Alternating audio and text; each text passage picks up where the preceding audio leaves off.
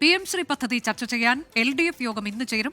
ചർച്ച കൂടാതെ ധാരണാപത്രത്തിൽ ഒപ്പിട്ട സാഹചര്യം CPIM നേതൃത്വം വിശദീകരിക്കും. വിവാദങ്ങളും തദ്ദേശ തെരഞ്ഞെടുപ്പ് ഒരുക്കവും ചർച്ച ചെയ്യാൻ CPIM നേതൃയോഗങ്ങൾ AKG സെന്ററിൽ തുടങ്ങി.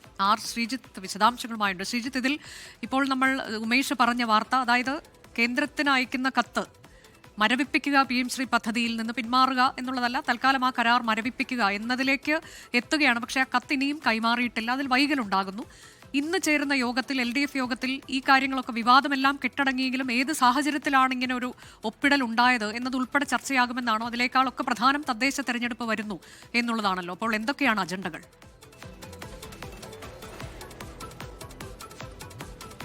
അനുജ, CPIMന്റെ നേതൃയോഗങ്ങൾക്കാണ് രാവിലെ AKG സെന്ററിൽ തുടക്കം കുറിച്ചിരിക്കുന്നത്. 9:30 സെക്രട്ടേറിയറ്റ് യോഗം ആരംഭിച്ചു. മുഖ്യമന്ത്രി പിണറായി വിജയൻ അടക്കമുള്ള പ്രധാന നേതാക്കൾ ഈ യോഗത്തിൽ പങ്കെടുക്കുന്നു. PM ശ്രീ പദ്ധതിയുമായി ബന്ധപ്പെട്ട CPIMനും CPIക്കും ഇടയിൽ ഉണ്ടായിരുന്ന തർക്കം പരിഹരിച്ചതിന് ശേഷം ചേരുന്ന ആദ്യത്തെ സമ്പൂർണ്ണ സെക്രട്ടേറിയറ്റ് യോഗമാണ് ഇവിടെ നടക്കുന്നത്.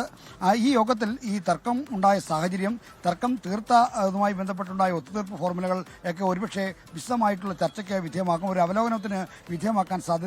പിന്നീട് രാവിലെ 11 ആരംഭിക്കുന്ന CPIMന്റെ സംസ്ഥാന സമിതി യോഗത്തിലും ഈ വിഷയങ്ങൾ ചർച്ചാ വിഷയമാകുമെന്ന കാര്യം ഉറപ്പാണ്. സംസ്ഥാന സെക്രട്ടറി വെക്കുന്ന റിപ്പോർട്ടിൽ ഈ വിഷയങ്ങളൊക്കെ ഉൾപ്പെടുമെന്ന് എന്ന കാര്യം നിസ്സംശയം പറയാവുന്ന സാഹചര്യമുണ്ട്. എന്നാൽ വൈകുന്നേരം 3:30 ചേർന്ന LDF നേതൃയോഗമാണ് ഈ PM ശ്രീ വിഷയത്തിൽ ഒരു പ്രധാനപ്പെട്ട ചർച്ച നടക്കുന്ന മറ്റൊരു വേദി.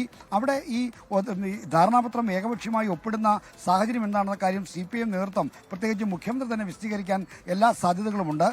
മുന്നണിയോ മന്ത്രിസഭയോ അറിയാതെ ഈ PM ശ്രീ ധാരണാപത്രത്തിൽ ഒപ്പിട്ട ഇതിനെപ്പറ്റിയാണ് CPI രൂക്ഷമായ വിമർശനം ഉയർത്തിയത്. ആ വിമർശനത്തിന്റെ പശ്ചാത്തലത്തിൽ ഇത്തരം കാര്യങ്ങളിൽ ഒരു വിശദീകരണം ഉണ്ടാകുമെന്ന കാര്യം ഉറപ്പാണ്. ഇതോടൊപ്പം തന്നെ ഈ കത്തടക്കം, കേന്ദ്ര സർക്കാരിന് അയക്കുന്ന കത്തിന്റെ അടക്കമുള്ള കാര്യങ്ങൾ ഒരുപക്ഷെ LDF യോഗത്തിൽ റിപ്പോർട്ട് ചെയ്തേക്കുമെന്ന് നമ്മൾ പ്രതീക്ഷിക്കുന്നുണ്ട്.